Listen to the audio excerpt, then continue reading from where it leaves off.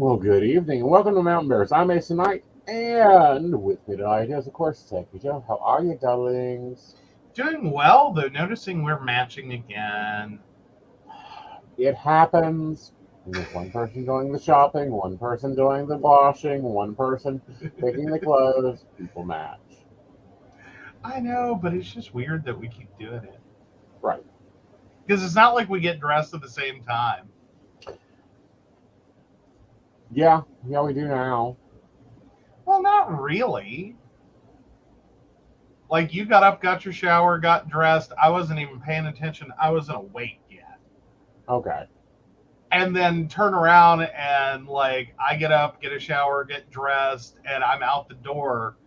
And, Right. like, yeah, we've hardly seen each other today in the same house.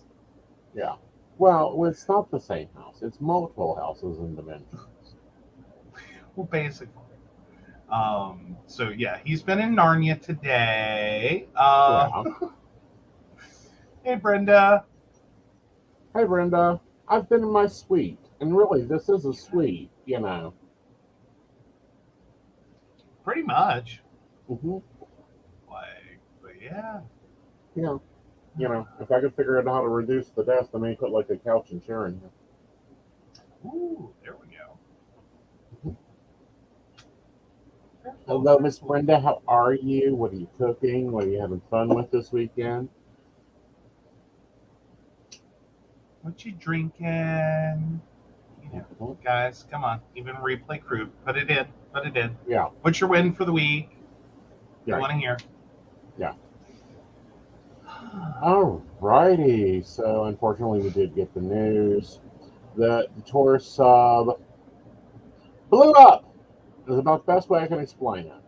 Well, actually, technically, it imploded, which is the opposite of blew up.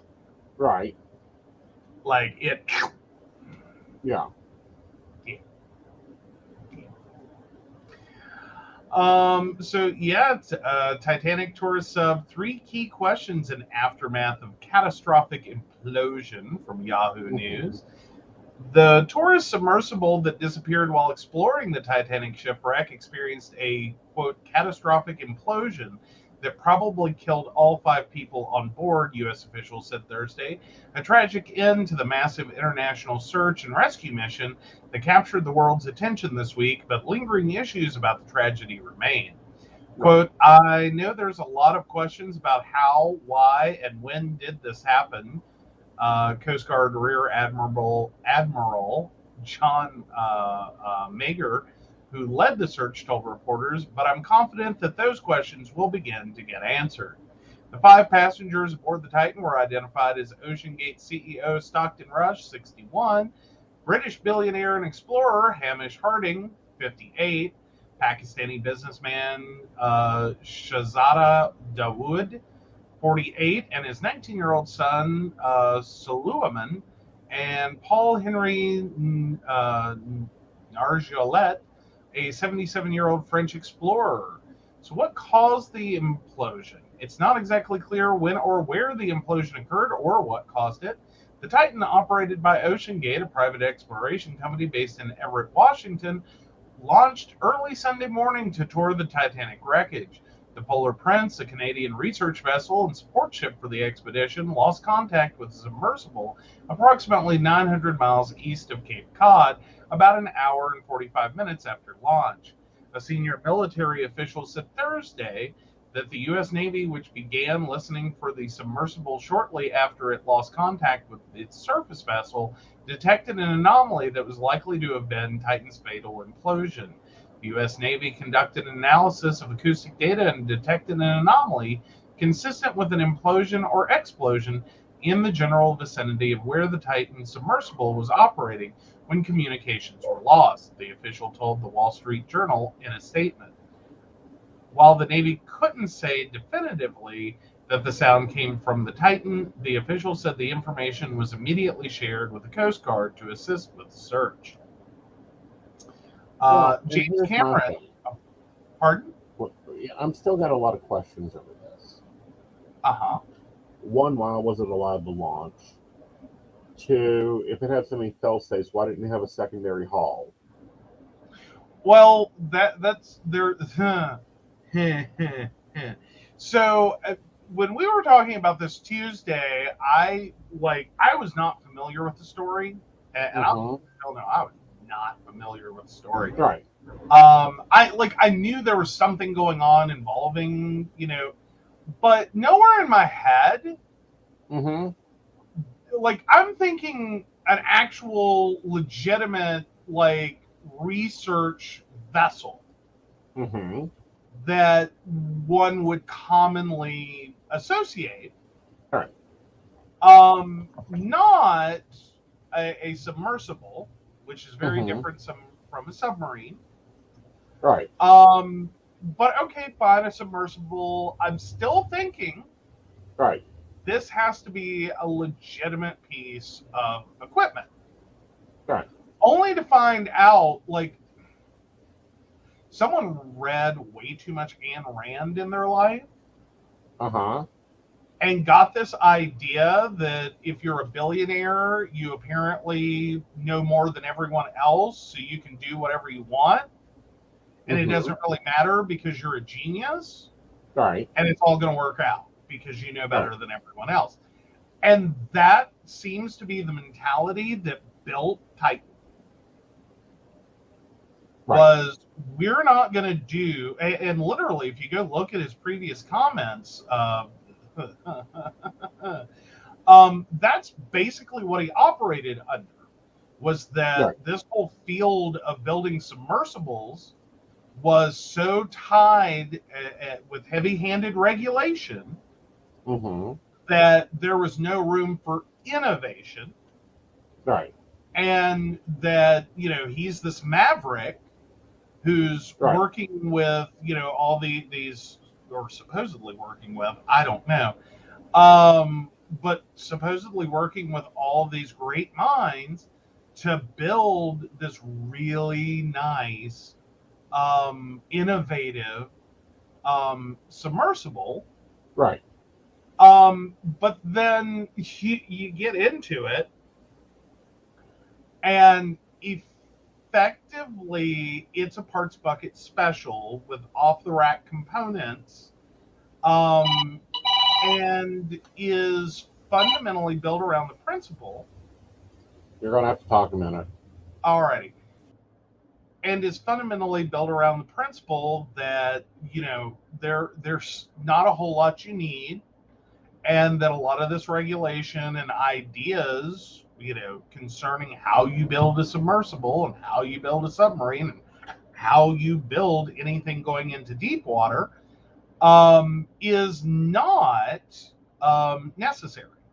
That there's other things other materials you can use, that materials have gotten better, and that none of these are hard and fast requirements.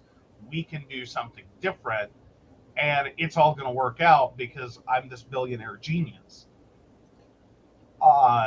We see how that ended. Right. And I'm sorry, I don't feel guilty. I will not feel guilty for finding the level of humor in this. And it's humor from hubris. And the fact that you think you know better than what is it? 150 years? The first submarine was during the Civil War. Yeah. So 200 years of exploration. Yeah.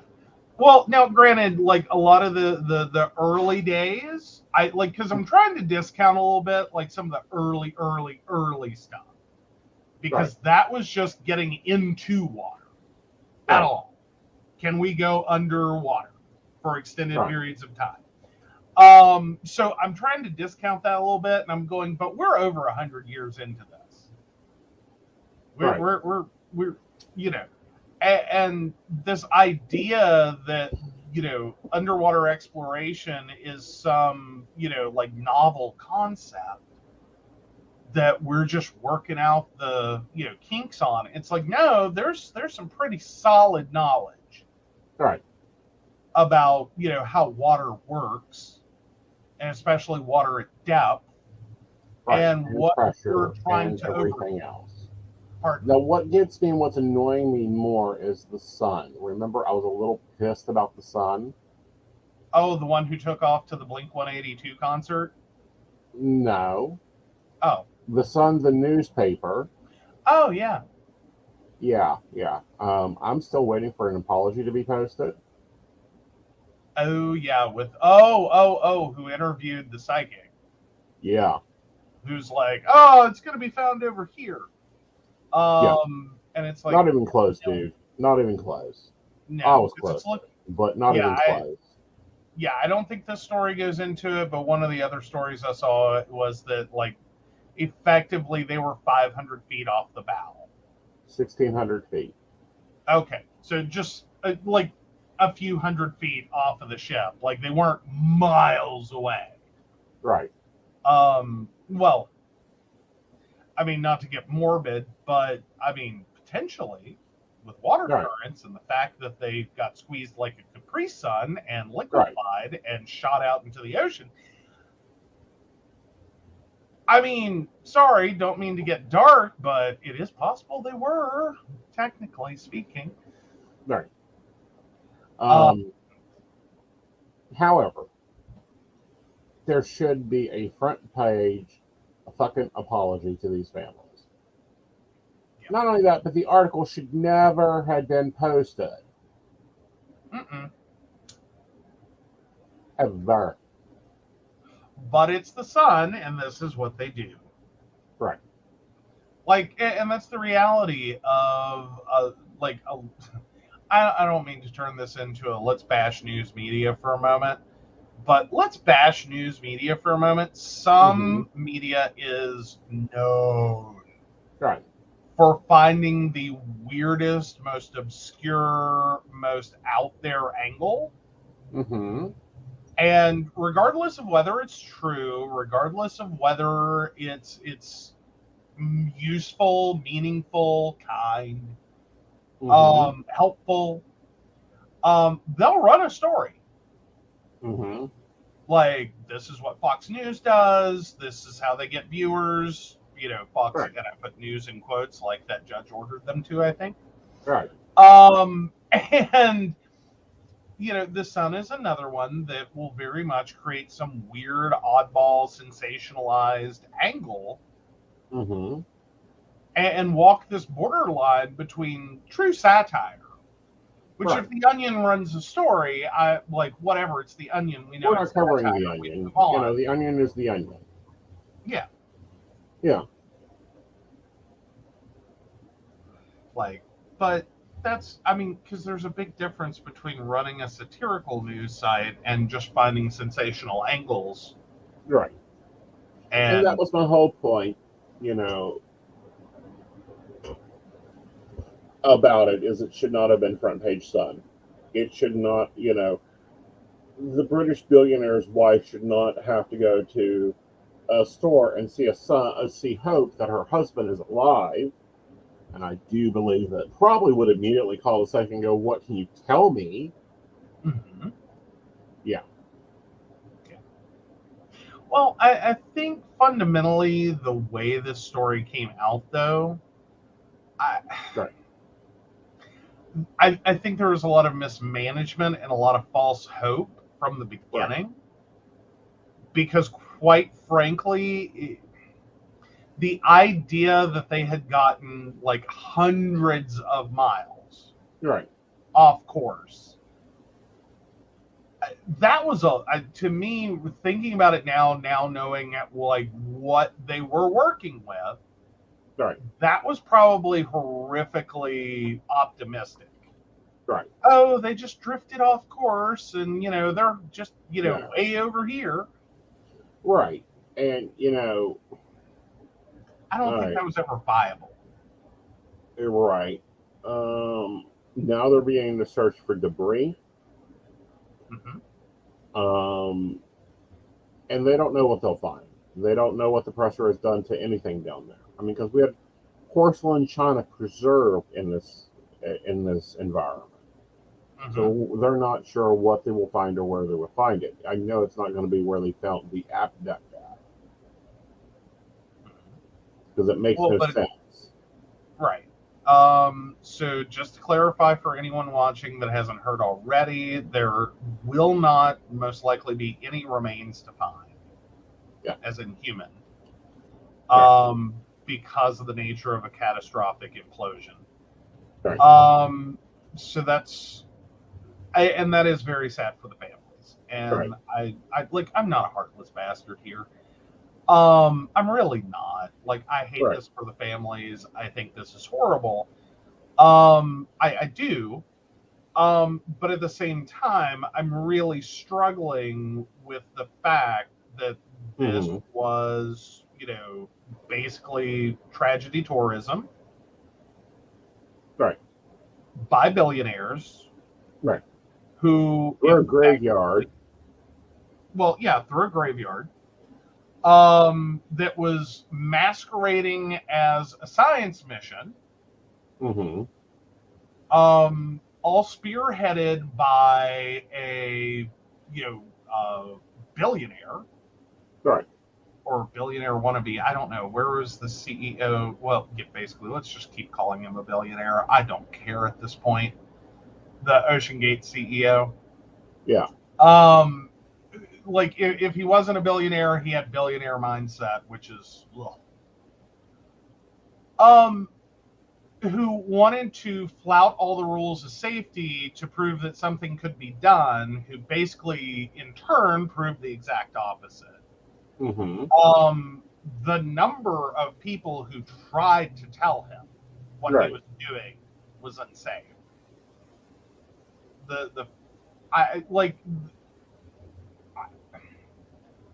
I don't know. Do you need one more label on your submersible? Right. You know what I mean? Like this like any common sense should have told you to turn and walk away. Well, what got me about it, and what still aggravates me about it,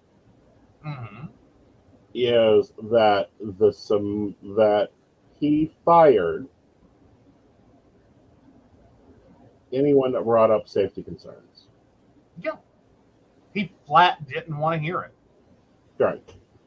Like, even in terms of trying to make it safer, he flat didn't want to hear it. Right. Like, this was his baby, this was his project, this was his thing. Right. You're not going to tell me otherwise. Right. Okay. I mean, what does one do with that? Right. Like, that's... And even at that, the one employee that was fired, who later became a whistleblower, it looks like that didn't do anything for this. Right.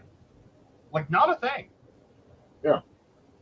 So I'm sitting here going, you're talking about heavy-handed regulation. It doesn't look like your company suffered from it, because if they had, right, we might have been talking about a legitimate and fully functional and could have done something search and rescue mission instead of a search and recovery, because it's no longer rescue. There's no one to rescue.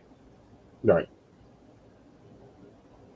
Like, and I mean that in literality. There is no one to rescue. Like, they're gone. Right. Completely gone. There's nothing to rescue. Right. Like, not even remains. Well, and that's also the thing with the Titanic. Okay. Well, and I mean, again, it's not lost on me. You're exploring a ship, like all of this, to explore a ship that was built on hubris. Right. Like, I'm sorry. I'm not a heartless bastard. I really want to keep iterating that. But the irony is not lost on me. Right. The humor of it is not lost on me. Right. Like, I can't not find this funny. On a dark humor level, I can't help but find it funny. Right. and I can understand that dark humor level. And I am like, okay, there are regulations to every damn thing that we do in life. Mhm. There are what I call safety idealisms. Mhm. Why is it that the bigger your bank account is, the more stupid you are? I don't know, because you can pay for more lobbyists and buy off more people. Possibly, possibly. All I right. mean, So moving on, let's go into oh, there's some interesting money tips out. Let's go there. oh, yeah. All right. So, Insider brings us 6 money management tips for people in polyamorous relationships from experts who know.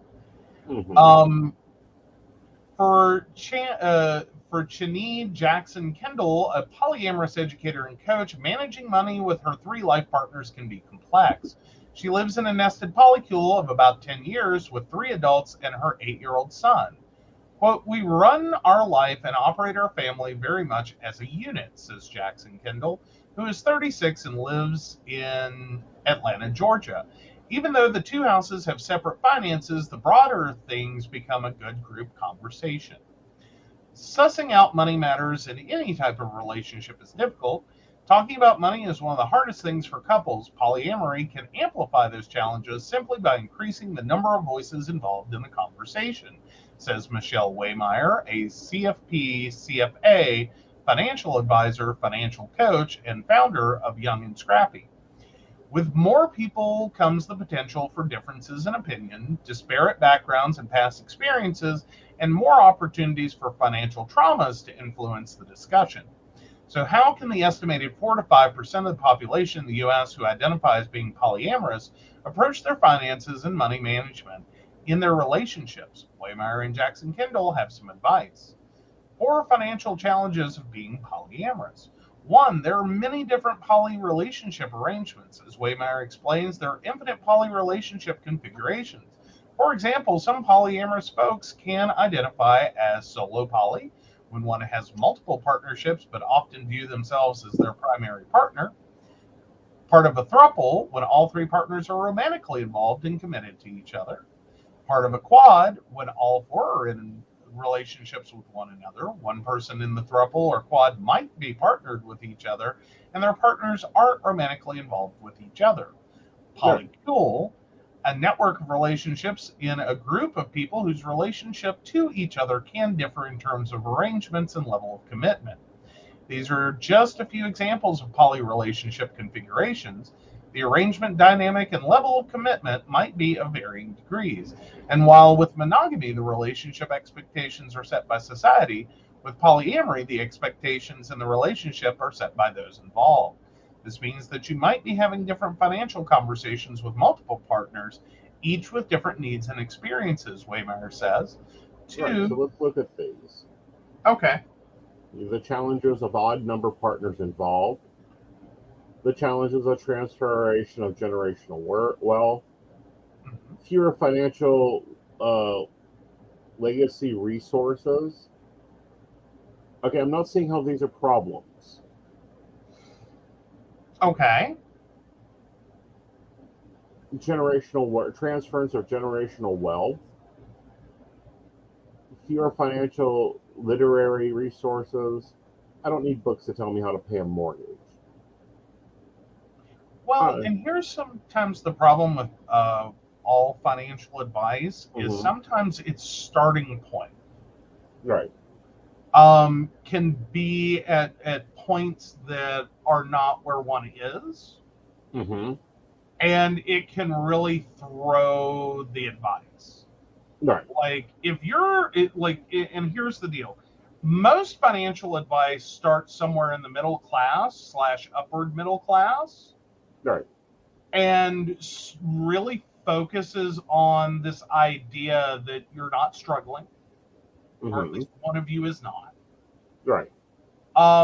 That what you're really looking at is, investing advice, retirement planning, future care costs, buying a house, buying a car, that you are effectively, that's Mm-hmm. where your financial advice often comes in, is in this perfect world scenario where all of our Mhm. basic needs are met, Mhm. and what we really need to know is how to grow wealth.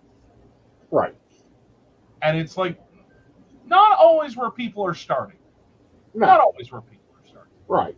But let's look at these 6 tips and let's just take the headlines and let's talk about them. Okay. How to manage money when you're polyamorous. Define your ideal financial overlap. Okay. For example, Jackson and her polycule have conversations early on about how to be intentionally around their money. At the beginning, they had scheduled monthly check-ins, but their talks were more informational and organic. For example, all 4 in the quad are her children's parents, and recently they talked about how much money they were going to spend on their child's birthday party. That's a normal couple conversation. Just with more people. Yeah, bigger party, Pardon? bigger party. Yeah, it's a bigger party. Um, and I think sometimes that's again where the advice doesn't really hit, Mm-hmm. is because effectively this sounds like they're all at least comfortable financially. Right, right. Maybe not individually, but as a unit. Mm-hmm. Right. And sometimes that's the place you have to get to first, Mm-hmm. is figuring out how do we get there. Right. Get in alignment on the same page with people you're partnered with. This is the second tip. Eventually asking, how much money do you make? How much money do you have saved? That's normally within the first 2 dates, not when they become partners. I don't know. There's a lot of people who really are squeamish about Mm-hmm. talking about money. Right. It's weird the things that will even when you're doing something that is outside the norm, Right. you still operate within the confines of rules Right. that would normally exist. And a lot of people are very uncomfortable talking about money Mm-hmm. and about their money and about how their money's going to work in their relationships. And for some people, it's you don't find out till you're married. Right. Until you've done down the aisle, and that's Right. talking more monogamous relationships. But until you're down the aisle, you don't find out about money and how money works and what your money is going to do for each other or not. Right. And what you feel is and isn't your responsibility, and what you ought and ought not do with your money, and Right. all of that. Right. There are those people and so sometimes the poly equivalent is until you are already, so to speak, committed. Mm-hmm. You're pretty much at day 29 of the return policy. Mm-hmm. Do you find out, okay, so now that we have agreed on an apartment, we've agreed to move in together, we've agreed to do all these things, and Right. you're here, now we're gonna hard version figure out who's paying what for what and when, where, why, and how. Yeah. Well, so far she's 0 for 2 for me. Okay. These are common things that are communicated. Number 3. Well, yeah. So start small. Instead of trying to combine everything at once or move to a full family budget system, consider starting by making an account together for date nights and contributing a small amount each month. Over time, as you become more comfortable, you can definitely start to commingle things more if everyone is comfortable with it. I think this was probably a bigger opportunity to point out the absolute annoyance Uh-huh. that poly banking can be. Yeah. and managing an array of accounts Mm-hmm. and co-accounts and trying to work money in motion. Right. But what I don't even like, it, and then she goes on to say, she points out that Ally Bank might be a good fit for polyamorous families because you can have up to 4 account holders and up to 10 beneficiaries on your account. Well, hallelujah, we're up to Hallelujah. quads. Yay, we're up to quads. We're up to single quads. Yeah. And that therein lies the rub. Right. Is that in and of itself, poly basically almost leads you to need business accounting services or business banking services. Yes. Because you potentially, depending upon how you're working this, Mm-hmm. like, are you just doing a bunch of independent polycule like nodes, or are you Mm-hmm. trying to do like one big relationship? Yeah. Then you start to have problems. Right. And I don't really typically like it when your financial advice comes from someone who's hawking a product for a company. Oh, she's hawking a few here. Well, yeah, she's hawking some product. All right. The next one is Splitwise. Even if you don't hold, you don't hold joint banking accounts, Wrangler suggests using an app called Splitwise. Even if it's just ordering takeout, you need to ask yourself: do we all contribute equal to takeout? Do we all order?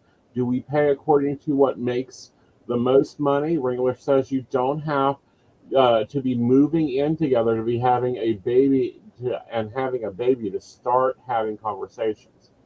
Oh my goddess.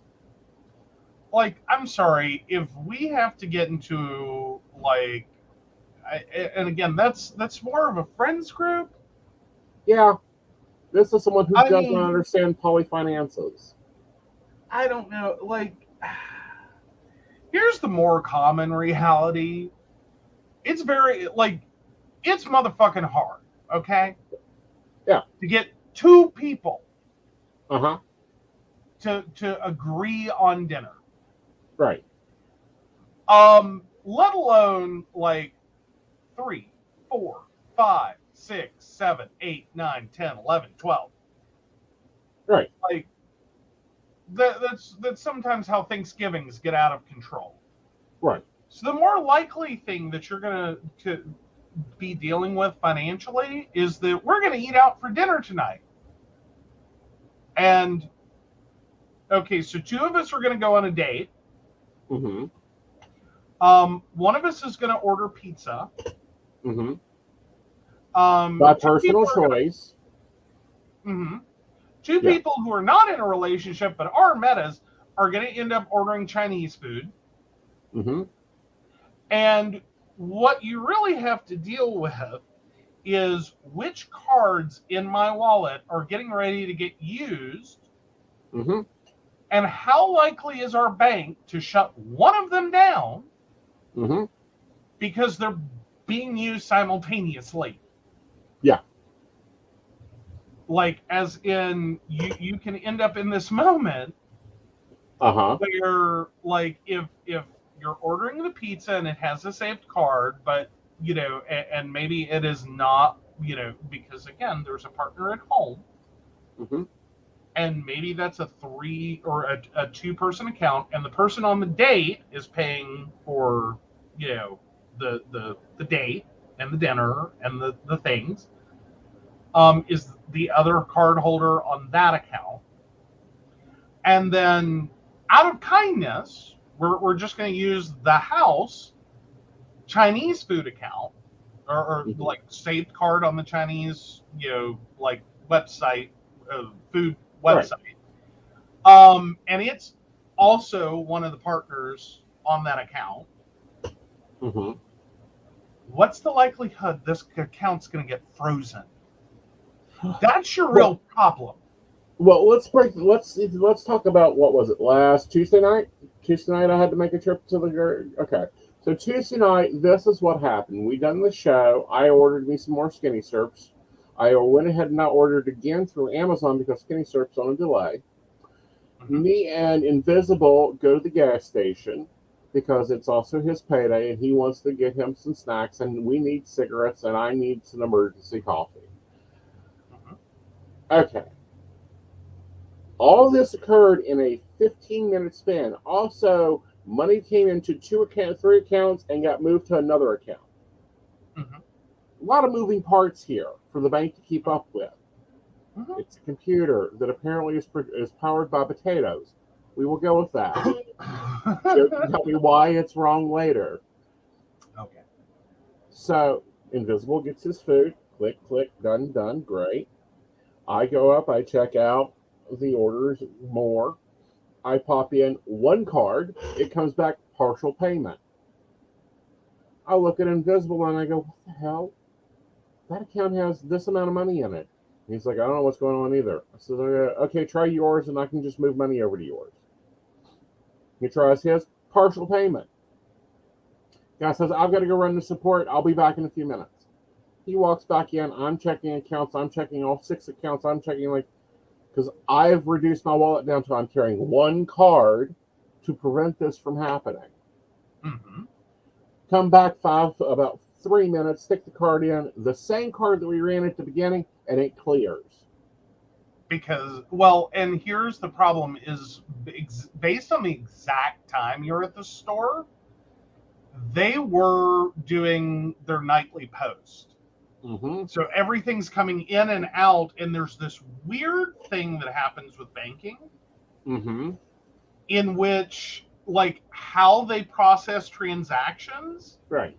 can sometimes screw up your balance during that whole post period. Right. And there is a delay Right. of like about 15 minutes.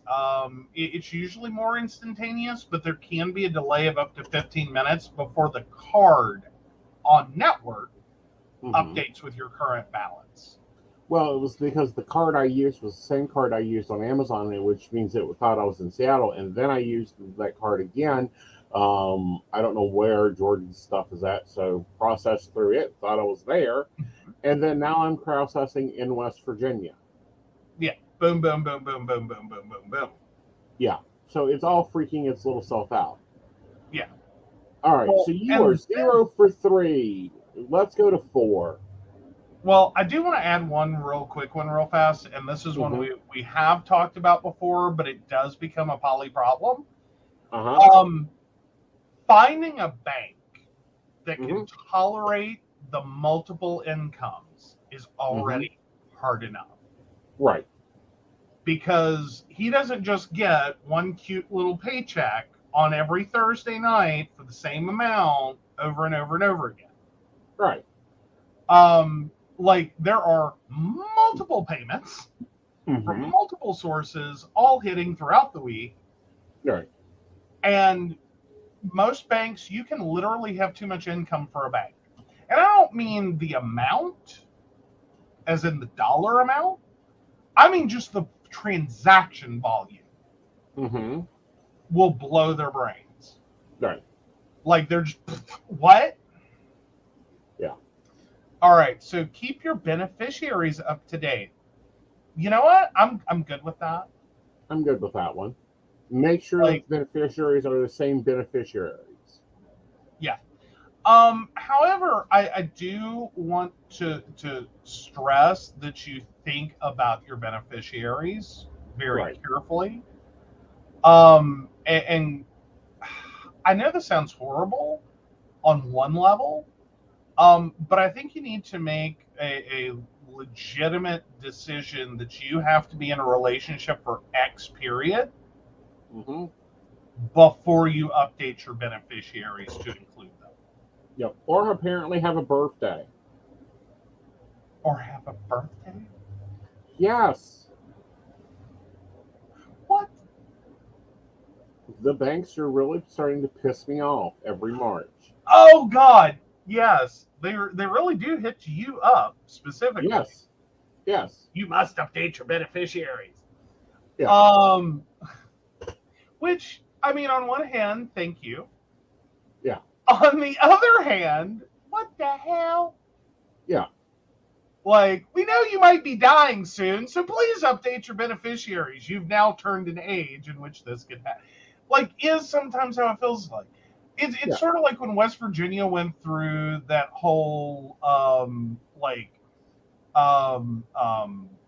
medical power of attorney / DNR / whatever. Like, insurance was paying for it. Right. And literally, you could not go to a doctor's appointment without being presented with all of your end-of-life options. Yes. And it's like, this doesn't really bode well for my checkup Right. if we're starting on my Right. end-of-life options. Like, I'm just telling you, like, my confidence level is shrinking by the second. Microsecond. Yes. Yeah. But anyhow, no, it was like, really? This is where we're at here, Giorgio? Or this is what we're doing? Okay, I get that. Oh, hello, E-Trade. Nice to see you. Yes, thank you for your personal call. Yes, I have recently updated my beneficiaries within the last decade. Yes. Now, Brenda points out, but do update them when you break up. Was horrified to see my ex still has beneficiary a year or two after the breakup. I forgot one place. Yeah, that is probably your better beneficiary advice there, is keep a list of what accounts have beneficiaries and what that contact information is and who these beneficiaries are. And that way, as you are moving, potentially, and I'm not wishing bad relationships on anyone, but it happens.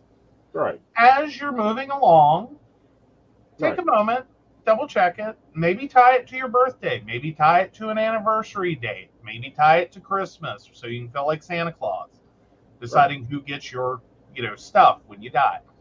But take a date, set it as an anniversary to double check. Right. And make that an anniversary opportunity. All right. So I'll give her 1. So we are 3 for 1 here.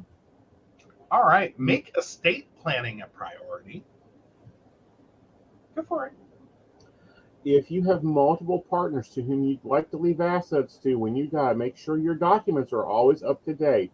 It's critical to ensure their interest gets representative. Whether says you might also consider more complex legal structures such as a family trust. I prefer an LLC, which would allow your case to bypass probate and ensure that unsupported family members don't contest your will. She says it is ideal for you to work with a poly-friendly estate lawyer for this type of work. All right, let's go to Google. Let's see how many pop-ups, shall we? Shall we? Okay.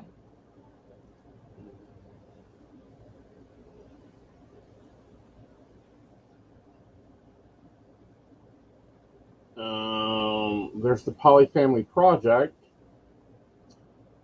which isn't local. There's Poly-Friendly Professionally Directory. This is legal professions. There's, non-licensed therapist, legal professor. Okay. So, that's right. This is not in the United States. Fair enough.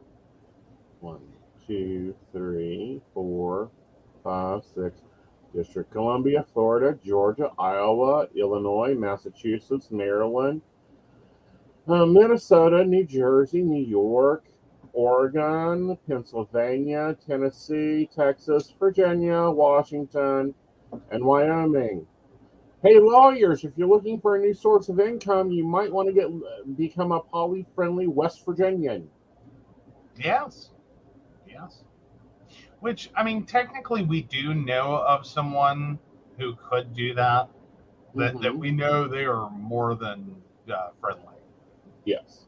But the realities there is sometimes this is a lot rosier of an idea than it sounds great. And if you are a city gay or you are a city poly, These things are easier.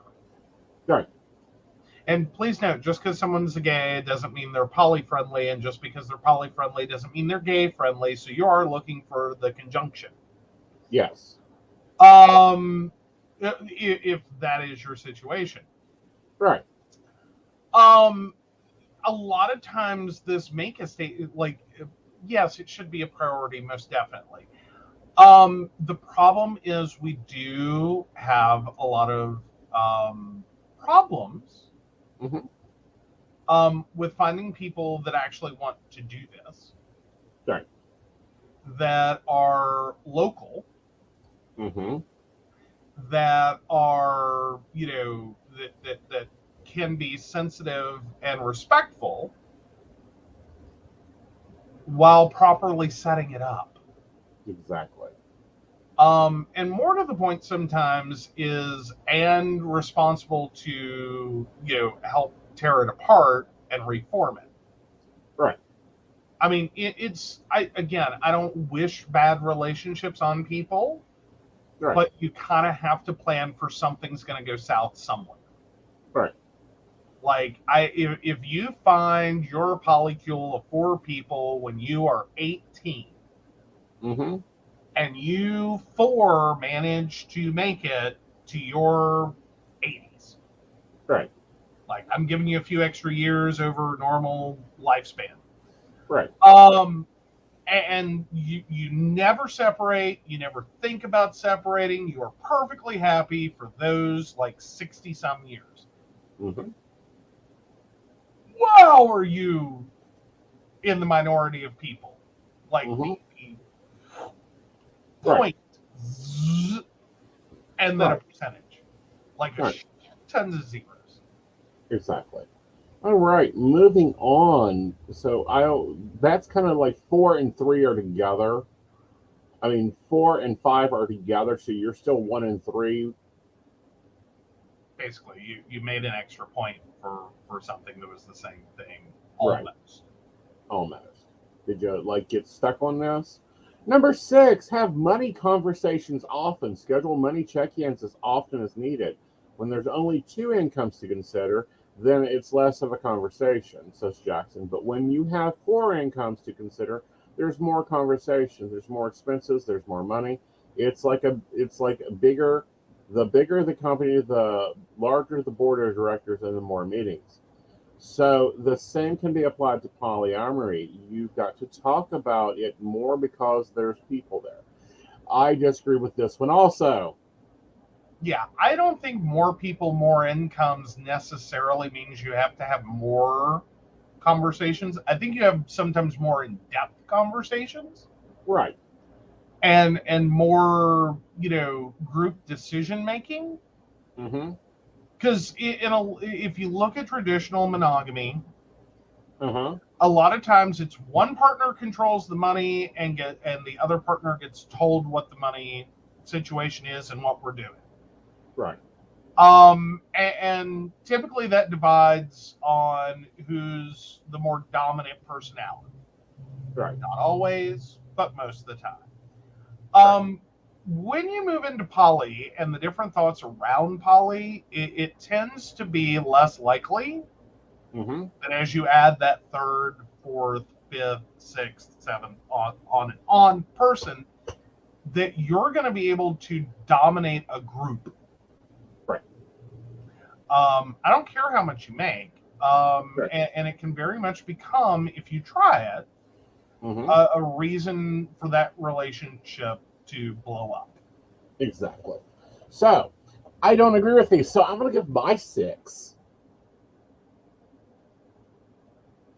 Well, she got what? 1 for 6? 1 for 5 because you combined 2. All right. So, we're going to take her one about keeping your beneficiaries and your will up to date. Okay. Number 2, mine is elect a CFO. Central Financial Operations. Well, and if you're in a poly that is a single household, yes. Like, I'm sorry, there's a limit to how many people can be planning money. I do Yes. think, though, it does become very important to yours, mine, and ours. Yeah. That this idea you're going to put everyone on one bank account, you're all going to have access to it, and you're all going to just put all your income there, and you're all going to... No. Don't do it. Don't do it. But no, you need a central financial operations. And what I mean by central financial operations, there is someone that sits down and pays the bills. Mm-hmm. That's their job. They tell the budget. They, the power is up. Someone's, the power is $285. The central account has $237. Who's got the rest? Mm-hmm. You do have to... Like, you don't need a financial dictator in the relationship. You do need someone who takes responsibility for the tasks. Yes. And sometimes that's a lot easier with more people. Yeah. Is because you can break the tasks up. Right. But at the end of the day, you do have to have someone who's going to sit down and pay attention to all of it. At least one. Yeah. And generally, you're going to struggle if that becomes more than two, or you try to do more than two at a time. Well, that's why I like central financial operations. Mm-hmm. They handle the one location. Mm-hmm. Like when we had two houses, you handled Princeton, I handled Oak Hill. Mm-hmm. And if there had to be cross support, there was cross support. Cool. Yeah. Well, because fundamentally, you trying to pay the bills on Princeton would have made no sense. Right. Like, yes, you're there. Yes, you like taking showers and, turning off and on lights and making coffee and all that. I'm like, and God knows the amount of coffee. Like that needed its own budgetary line item. It does. It does. It needs its own bank account at this point, but we're not going there. I have enough to keep up with. I know. But also, my other tip is everyone takes care of their own shit. Here's an example. I don't play PlayStation. The Invisible has PlayStation Super. I don't know. It's 16 something a month. It is his responsibility to handle PlayStation Super. Yeah. He doesn't play Second Life. We play Second Life. So that becomes a central financial operations management thing. Or a me thing. Yeah. Like, we trade that off. Like, there are sometimes you kick in and... Because okay. So for those of you not truly familiar with Second Life, let me do a quick explanation. It is a game in the sense that it is, an animated thing. Right. And there's an application and all that. Outside of that, it's more like social media. Mm-hmm. And you can do things in that environment. It's a virtual environment, much like you would do in real life, hence the name Second Life. One of the things we do is we have a house. We have two. Well, yes, we do. Well, okay, we have a house and a hut. Yeah. Like, don't go making it sound like more than it is. It literally is a hut. Anyway, so we have the two locations. We both of those are technically rented. Mm-hmm. So we have to pay rent on both of those. Right. And there are just times, and this takes a conversion of real money into game money. Mm-hmm. It's not a super extravagant expense, but it does require paying attention and making sure that the bills get paid. Mm-hmm. Otherwise, we become homeless in the world. Right. More importantly, and the thing that makes me like super cranky is when if we get evicted, landlords aren't kind. They select all your shit and return it to you, and it comes back as a single object that you then have to unpack from your inventory and then pick up one by one as it floats in midair. Yeah. And that makes me very cranky. Well, yes. It does make you very cranky. It's not happened. Um, I know. Well, I mean, it's happened to me a few times because I've been in this game for over a decade. right. So it's happened a few times. Craps happen. Things happen. Right. Hut equals vacation home. Yeah. Sure, let's go with that. Um, but no, I mean, it is it's its own thing that, Right. it's a secondary world and it Hmm. has secondary requirements. We go to events, it's expected you tip the DJ and tip the host. Right. It's not a big tip. No. Linden is like a typical tip is like 100 Linden. That's a nice tip. Right. And that works out to real money equivalent of like a quarter If that. or something like that. Like what is the Linden exchange right now? Oh, really? Someone else decided to use the word Lindex? Okay, Linden. Let me just go to Second Life and see it. Because usually it's posted. Marketplace. Like, come on. Are y'all really gonna do this to me right now? Yeah. Go in and buy 100 Linden. It'll tell you. I know. Yeah. So $1 is 320 Linden. Yeah. As of today. And it fluctuates a little. Right. Not a whole lot.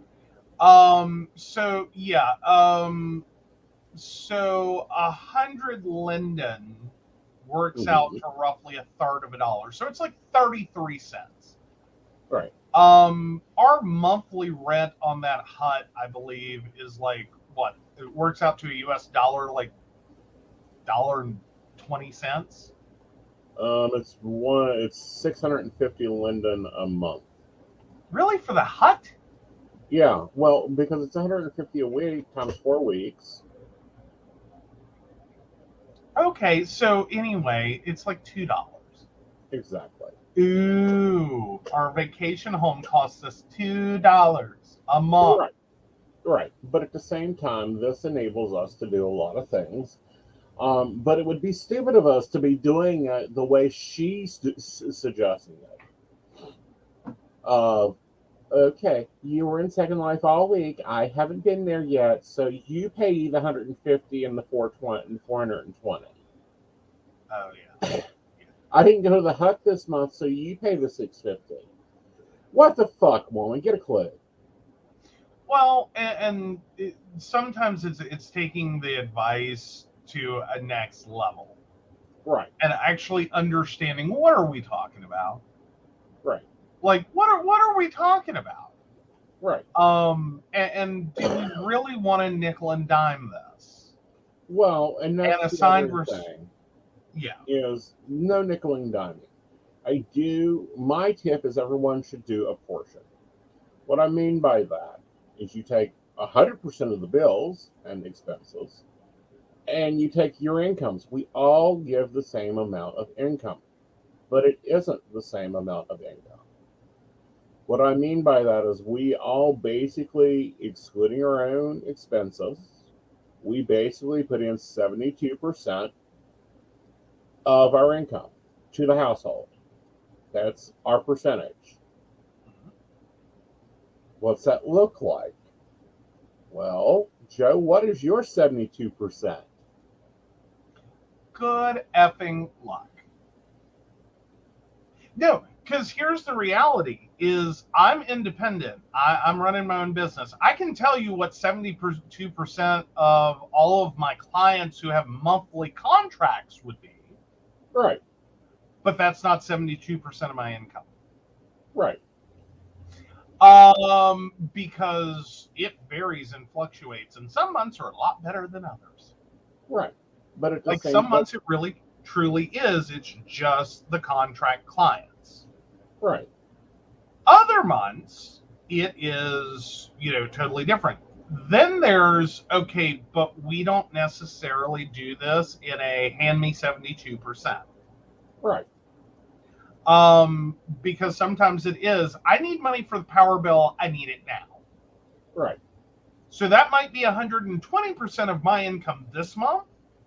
Mm-hmm. Meaning, I not only was it everything I made this month, but then it's like 20% that I hadn't spent. Right. From another month. Mm-hmm. That it's like, here, pay the power bill because that's important. Right. Or we flux it one way or another. And sometimes it's like, you know what, just hang on to that right now. That's why there is another 20% to pull. Right. But what I'm saying is, our normal policy is I pay the bills with what's in the account. If I need more money, I go to you two and go, hey, I'm short $300. How are we going to get this? This is what I need today. Granted, our finances are different because we deal in today. Basically, we have to. Right. Like, there's the ugly rub of, well, he does. And that's probably the more important part. You have to, right now, you have the highest income in the household. Mm-hmm. Your income is based on the day, not the week, the month, the year. Right. Because you're getting paid incrementally. Right. So the day and what's due that day and what we can flex and do to make all that happen, right, becomes the paramount thing. Because sometimes the power bill's due on Wednesday. Right. And his biggest check of the week is Thursday. And we don't really like waking up without power. Right. And no bills have ever gotten to that point. But you get the idea. Yeah, like, we would prefer to go ahead and clear this today, not wait till tomorrow and pay a late fee and do all the things. Exactly. But, that's why we're on the road to being a month ahead in all finances. And, the invisible has a job now. That changed our financial. Every financial move in your polycule is going to change your polycule. Function, functionality, handling of situations. Tuesday is his big day. Well, great. Tuesday is his great day. That's when he gets his paycheck. Well, I don't do. I try not to sit there and do, the budget on Tuesday or Wednesday or Thursday. I like to sit down once a week and look at the budget and go, this is where we're at. This is where we're headed to. This is what we've got to spend. This is what we got not to spend. Yeah. Like, this is what we can't touch. This is what we can do this week. Mm-hmm. Because sometimes it does get a little complicated to the level of, like, day to day. Yeah. And then on top of that, like, even though it is, that portion of our income, mm-hmm. like, fundamentally, it's not always the same experience. It's not, I need money to pay the power bill. Some months he is flush and everything is running, like, above and beyond. Mm-hmm. And, like, he paid the power bill without blinking. Yeah. Like, not even a thing. Right. And then we have months like May. Right. Where, for those of you not familiar, the car broke down. We had to take on a massive vehicle expense on top of our normal finances. And it got tight. Because some of this is reimbursable, and yeah, we're going to get that money back. Eventually. But let me tell you, people. But let me tell you, there was a moment on April 23rd mm-hmm. where you want to know what Poly Finances is like? Try being on the phone, finding out it's going to be $367 to tow your car. Mm-hmm. And having the moment of, we're not poor right now. We just don't have $367 in a single account that I can hand over a credit card for. Right. So, like, we had we had not combined money. Like I'm not saying I'm saying, like, I had money in one account, he has money in one account, Invisible has money in one account, we have money in another account. We have money coming from other accounts. We have money in accounts that cannot be used via a card. We like, and so it all becomes a thing. Like, and he's getting payments through that day for readings that he's done, but one individual account in that exact moment when Right. this happened, that I can be Right. like, here, run it on this. Okay, we don't commonly do the melting pot of everything goes into one account. Right. When we had that major expense, it was like, okay, all right, we're going to have to throw some money into one account. Don't care what account at this point. Right. One account.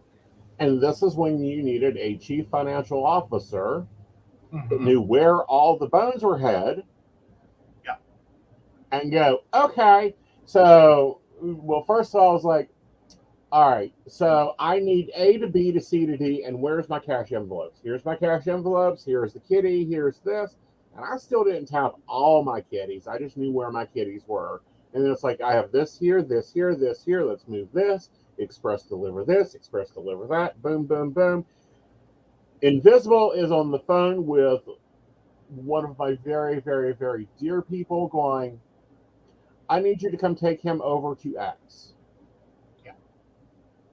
How can I get cash into a digital system? Oh, and that was the worst part. And then we're sitting on the amount of money, like more, I think, than we needed.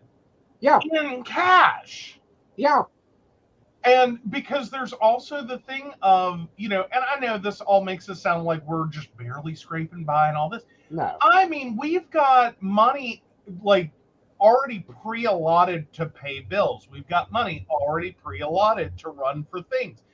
It's like, I don't want to create any major collisions here. Right.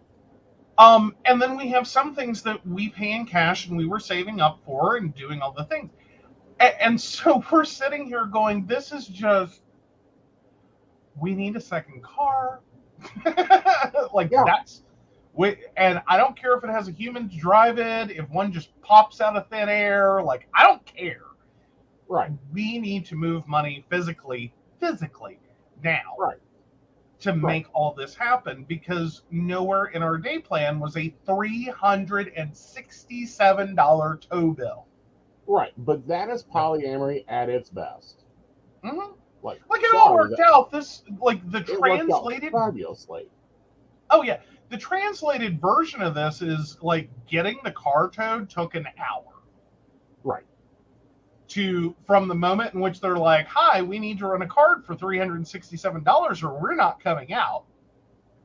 Mm-hmm.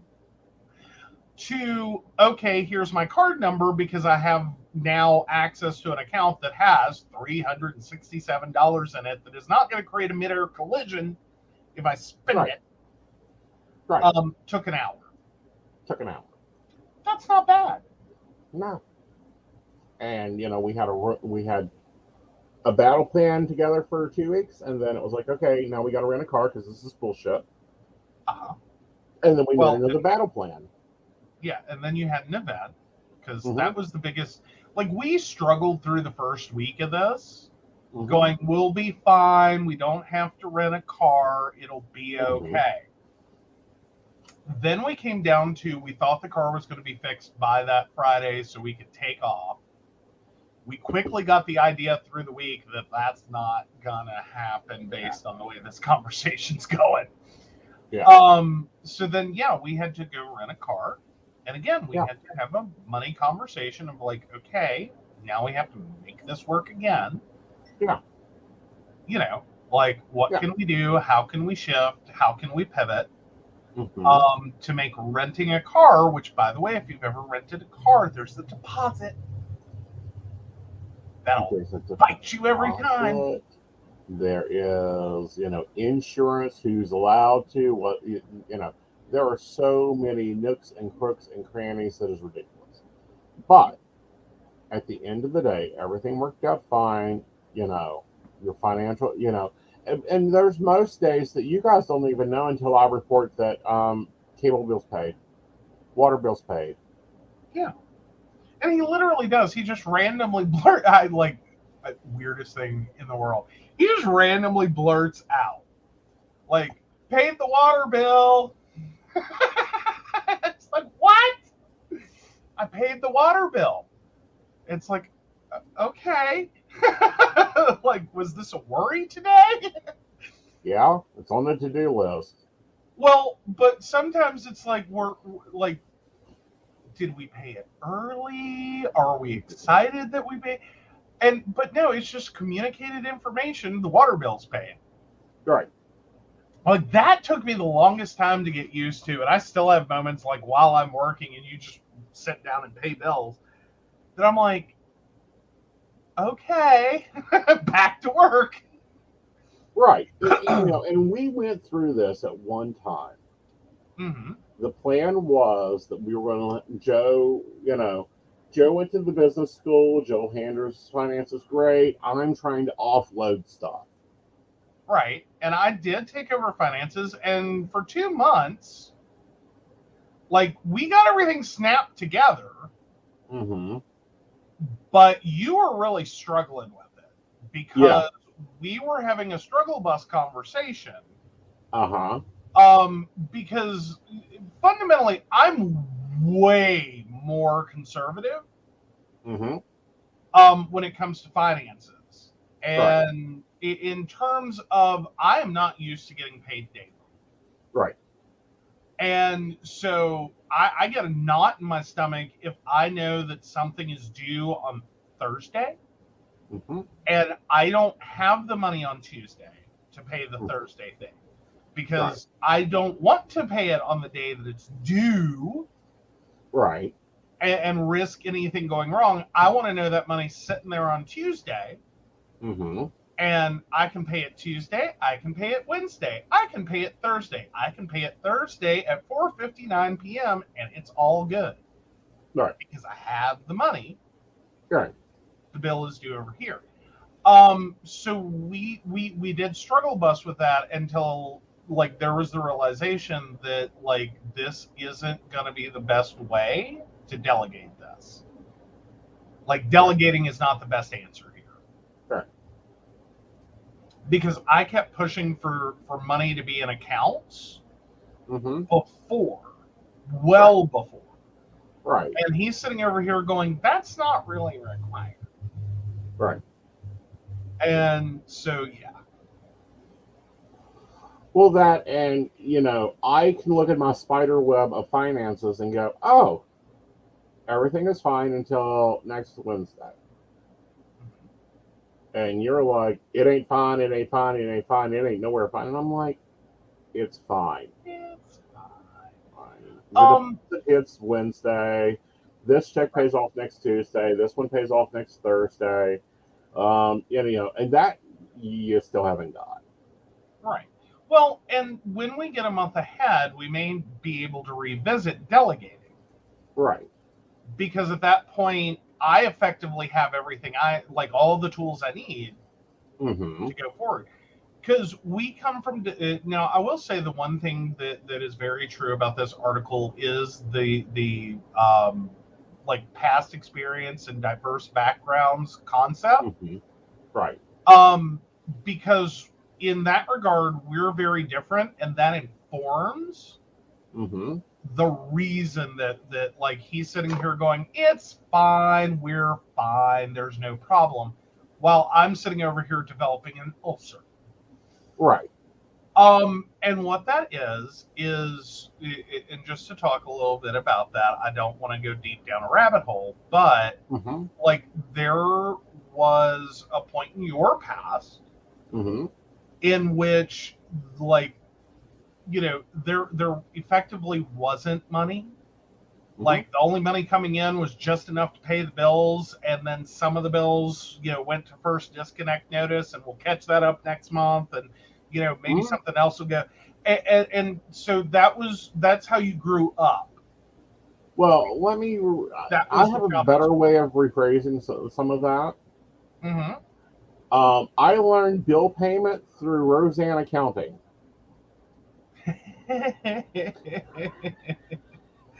Not from the show, but just like there's the like you watched it on TV and went, "That's what mom and dad do." Well, no, I watched it on TV and went, okay, so the water bill goes to the phone company. Done. Here's the check. Yeah, signature looks right. Oh, okay. The power bill goes to the water company, and we're not signing this one. Mm-hmm. Yeah. And sit there and let it, work itself out. Which Yeah. in the 90s you could do. Today, not so much. Don't try that today. Yeah, don't try Roseanne accounting today, but Yeah. it can be done. Yeah. I used to run, and they don't understand me. Like, okay, first of all, I've lived in this house since 1992. Mm-hmm. I've paid the bills in this house since 1995. Mm-hmm. Maybe a little before then. Mm-hmm. I used to run this house on $387 a month. 20 years, it is now 10 times that amount of money. Yeah.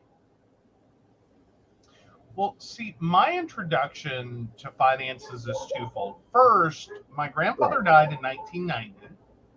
Mm-hmm. And while my grandmother was having to learn how to pay bills, how to write a check, what assets she had, Mm-hmm. I was in the room. Right. And being me, I absorbed that. Not as like, oh my God, I can't believe my grandmother at her age doesn't know how to write a check. Right. But from a perspective of this is an adult life skill that I really hate that, my grandfather didn't, help her learn. Right. Or that she didn't go off and learn. Right. So now she's having to learn it. I was like, I need to absorb this information because I'm going to have to do this at some future point. Right. So kudos to mom. She let me ask questions, and I'd known how to balance a checkbook since I was 12. Right. Or excuse me, since I was 9, because I think that's roughly 1998. Mm-hmm. So I've been at 8. I learned how to balance a checkbook, how to write a check, and all that. So now I turn around and mom develops early onset Alzheimer's several years later, or a few years later. Okay, so talk about ironies. My grandmother's son, my father, mom and dad got married, and dad didn't want anything to do with the bills because he was the work outside the home provider. They were definitely the 50s couple. Right. That was a mom responsibility. Right. And went and made the money. Mom spent the money, and did it within the confines and limits of whatever dad said. Right. So again, when mom got sick, it wasn't like dad just jumped in and went, I'm the only reasonable adult here. Right. I should take this over. Right. Instead, he just didn't. Right. So it fell to me because I'm like, I don't want the power turned off because, hi, I'm like 13 and I at least get this much of the concept. Right. So that's when I started paying bills in my first month doing it. Mm-hmm. Dad got paid every 2 weeks. Right. I goofed. Because the one thing mom didn't explain to me was the concept of balancing bills between paychecks. Right. So I saw the deposit. Mm-hmm. I paid all the bills. Yeah. Because we had money to do that. Right. And then inserts the question, Joe, my father, what are we supposed to live off of? Right. And I went, what? He's like, you paid all the bills. And so instead of saying the thing that I think probably would have been appropriate at the time as a minor child paying your utilities, which would have been, you're the adult, why didn't you do this? Instead, I got a very traumatizing lesson in, okay, we need to pay attention to a calendar when bills are due and which paycheck that needs to come out of. Yes. And how to make sure that was all going to flow correctly, even if there were holidays. So I continued paying the bills for quite some time. Mm-hmm. Like, until Dad finally had a moment and realized maybe it's inappropriate for my teenage child to be, I don't know, paying my bills. Well, I don't see why it's inappropriate, because normally the teenage child can figure out the accounting better. But, Well, that's just me. Dad had a whole moment there. Well, Dad has a whole moment every 45 seconds. Like, sorry. Oh, yeah. So Shannon says my great grandma refused to learn to drive. Understandable. I've met those people. It's unladylike to drive. Well, yeah, there was that. I was interested when an aunt of mine, she basically she married a husband in a religion at the same time, and she went deep on the religion.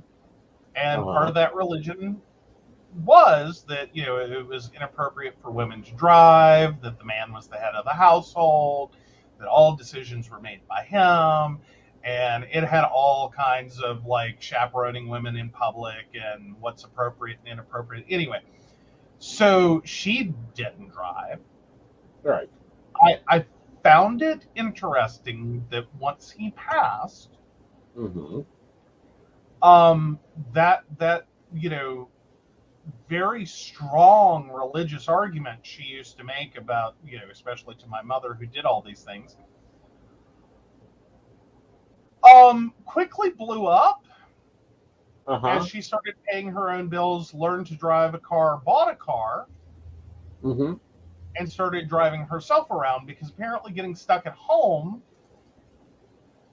while a widow without access to the world didn't really suit her anymore, and there was a quick change.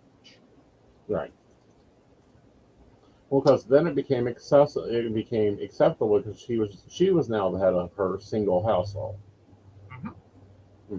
But I don't know. Like, I'm pretty sure actually that aunt, I think, kind of bowed out of the religion after her husband died, because she suddenly found herself having to do all the things her religion had said that she wasn't supposed to. Right. And it's like, yeah, but see, here's the reality. Exactly. And I don't know. I've seen the direct opposite occur, and it becomes like the son's responsibility, or the uncle or the brother or whatever's responsibility, and it always is never good. Yeah. Well, and that was the thing with her, is her and her husband lived in kind of a remote part of West Virginia. Right. And it was no longer feasible. Right. Like, she didn't have a lot of family around that could just run over. As Shannon says, she was fine with her daughters driving her around. She just refused to learn to do it. I was just, what's she gonna do if all can't drop everything to run her around? Okay, that's probably what would have happened. Is you have to have a so to speak, a come to Jesus, in which you figure out that this isn't workable. Like, it was workable before, when you had this man to run you around and do all the things and decide for you and pay all the bills. That was workable. He was gone. Right. And now you're no longer in a situation where that belief system meets your lifestyle requirements. Right. You haven't come to Jesus and figure out that maybe this religion's not for you. Or maybe this choice isn't for you. Right. You have a moment. Granted, I gave my aunt a lot of props for the fact that after, well, okay, honestly, I got a lot of enjoyment out of the fact that all the things she used to lecture my mother on that created arguments between her and her sister endlessly became things she had to do. Right. And it's like, I don't know how. I'm sure my mother would have handled it a lot with a lot more grace. Yeah. But I also know she probably would have laughed herself silly. Right. So I didn't feel too bad about finding humorous. Well, humor's always good to find in all situations. Mm-hmm. But I don't know. I think that you have to deal with things differently. Um, and I had to have this conversation with Dad too about, no, Dad, you have to deal with it differently now that it's not the 1910s. Mm-hmm. Hell, I couldn't even get my father past 19. No, I barely got him into women's suffrage. Okay. There was a conversation I had with my father, and this was over car insurance. Right. I had gotten a speeding ticket. Our previous insurance agent had never run the DMV report to find this out because he just was cool like that. Mm-hmm. He retired. All the accounts go to a different insurance agent. First thing he does, and 2 months left. 2 months before it fell off my record. Right. He ran a DMV report, saw that I had this ticket, and upped our insurance rate through the roof. Mm-hmm. So Dad calls yelling and screaming, and so I start trying to figure out, okay, what can I do? And the easiest thing to do is separate us onto a separate insurance policies, Mm-hmm. which required me to own the car. Right. Like, my name has to be on the title, otherwise this isn't going to work. Mm-hmm. So my father promptly informs me that at, I think, 19 or 20, you're too young, you can't own property. Right. Whatever it was, I was under 21, so I had to jump him to, no, Dad, I can own property. I don't have to be 21 to own property. Mm-hmm. So then he goes, well, maybe it's just for women. And I went, no, Dad. Women have been able to own property since sometime around women's suffrage. Right. Like, I got him through that era. And he goes, well, maybe it's just for, and apologize me, left, right, and center, but I'm quoting him, maybe it's just for the blacks. I did not have the heart to jump my father from the 1800s Mm-hmm. all the way forward, so I let him stop just shy of 1964. I smiled, I nodded on this phone call, and I went, you're probably right, and let it go, because I did not have the heart to jump that man a whole century. Right. In one phone call. Well, and he wouldn't have believed it anyhow. I mean, I know. hard facts. And that was the other part of it, is like the amount of conversation I had to go through with him to get him to women could also own property and didn't have to be 21. Right. That was a lot. Yeah. I was not even trying to like, he was drunk through most of this. Okay. Yeah. It literally was, and I hadn't realized up until that moment just how much changed while he was an alcoholic. That, like, we didn't sit down the day he sobered up and gave him a history crash course. Right. You know what I mean? Like, it didn't occur to me that he needs a history crash course of everything he was drunk through. Right. Like, and all of a sudden I realized, oh my God, he does not know what ERA is. Nah. He has no idea. Yeah. Like, he is stuck in his, like, teenage years. Right. Like, oh my God. So, yes. It was a moment. It was a moment. All right. Let's take a break, and when we come back, we'll be finding out if Joe's an asshole.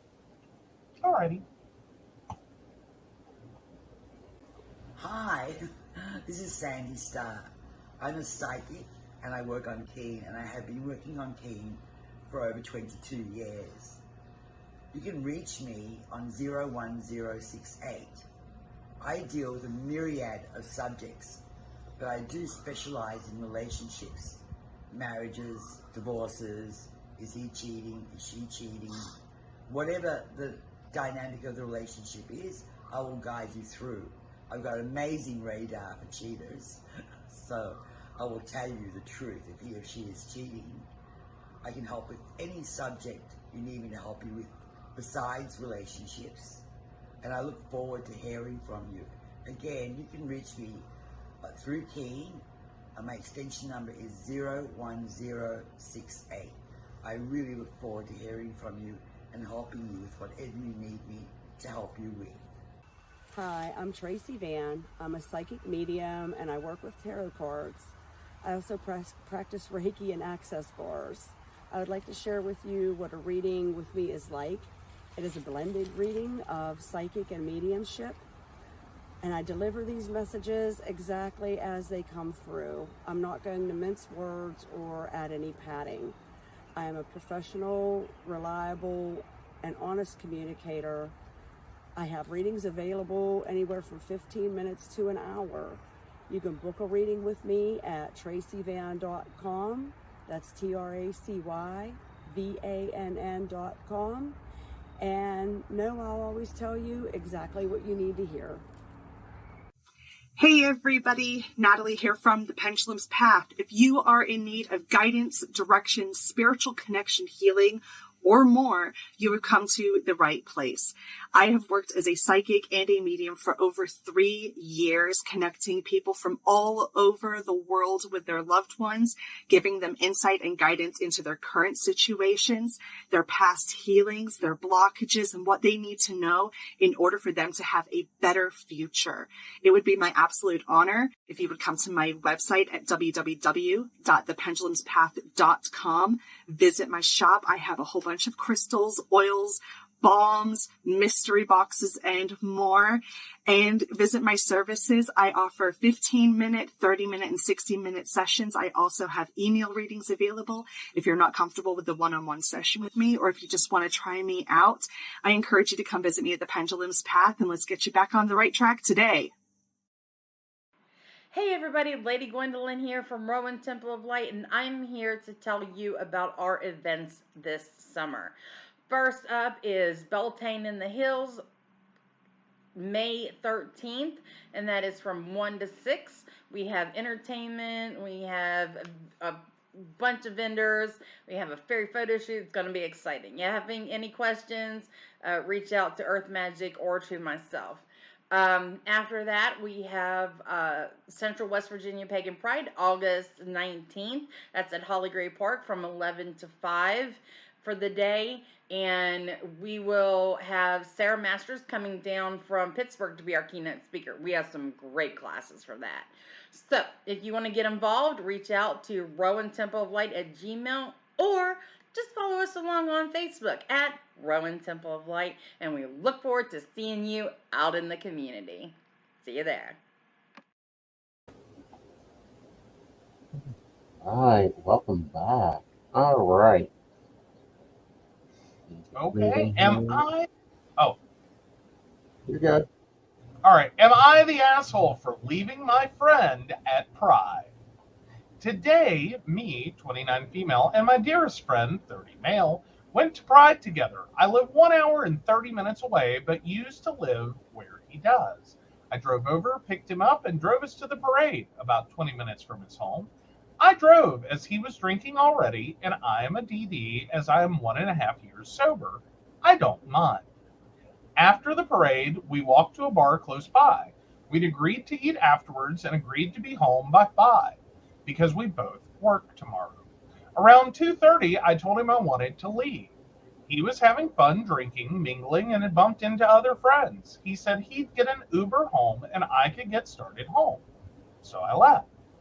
I texted to check in with him throughout the evening. He finally called me around 10, cussing me out and saying that I was a bad friend for leaving him. Remember, he is a 20-minute Uber from home and is super familiar with the town. We grew up there. I'm really disheartened and sad that he is now saying this. I might be the asshole for leaving him, but I felt like he didn't want to stay on our timeline, and it isn't exactly fun for me to spend hours at a bar. I did stay there for an hour. So continuing on, OP has offered the following explanation for why they think they might be the asshole. I did leave him at the bar when I was supposed to be DD.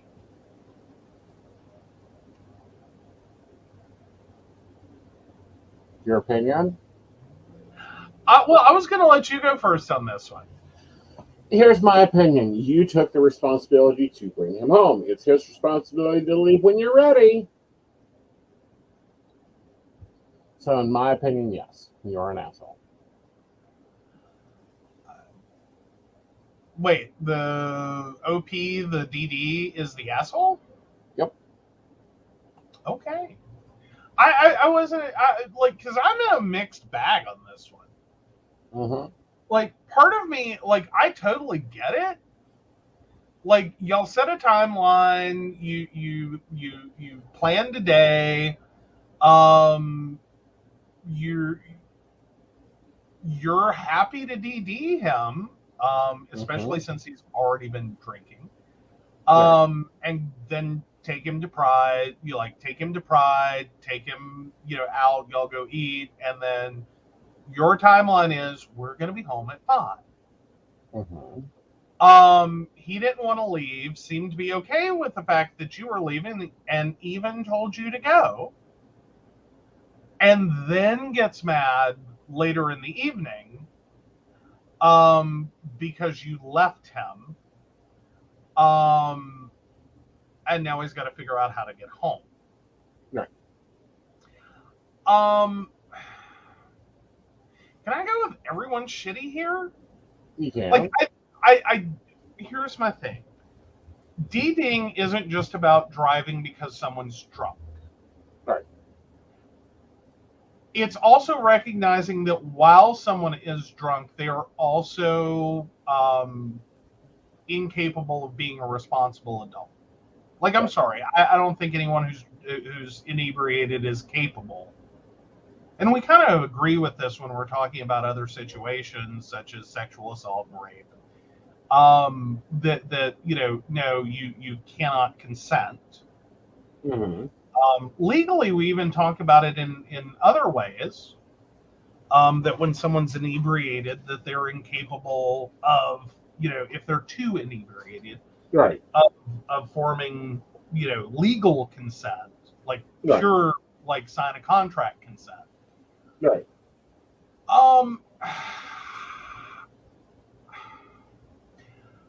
Here's my thing. I think he was shitty for busting the timeline. Right. I don't inherently think you're shitty because you left. Like, I want to be really clear there. It's not exactly because you left, but because you kind of failed as a DD. Right. Like, I know it's boring to sit in a bar while people get drunk, and it's probably worse if you had to struggle to obtain sobriety. Mm-hmm. That probably makes you a poor choice for a DD. Right. And it also sounds like you don't really have what it takes to work through the fact, or the respect from him, that it's time to go. We're leaving now. Right. I don't think your day was very well planned. And I think living an hour and a half away, you kind of jumped the gun on wanting to get home. And that's not ununderstandable. Because quite frankly, if at 10 p.m. you were just leaving the bar with him, you get him home about 10:20, 10:30, you still have an hour and a half, and you've got to work the next day. It's like I'm following this in my head as to why you were happy when he said, like, yeah, you go ahead and go home. Mm-hmm. But again, I think that leads more to you volunteered for something you really couldn't do. Right. That you weren't in a good place to do, and really shouldn't have agreed to do, and then fundamentally you abandoned. So Yeah. I will agree, like you abandoned him at the bar. Mm-hmm. But I also think some of that is of his own choosing. Like he didn't respect the DD arrangement. Mm-hmm. He agreed to an arrangement that I don't think he ever meant to keep. Like he agreed you would be done by 5, but I don't think he ever really meant it. Right. And I think thought maybe, like, because I don't know what happened before he said go on and leave. Right. Like, was it that you were clearly... Well, I see. The comment about we were there for an hour. Yeah. An hour.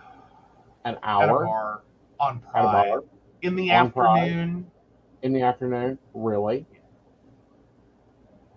Like that's why I keep going back to this was a shitty plan. Well, was this your first Pride? 1, it's a shitty plan. 2, we were there for an hour, so I wanted to leave.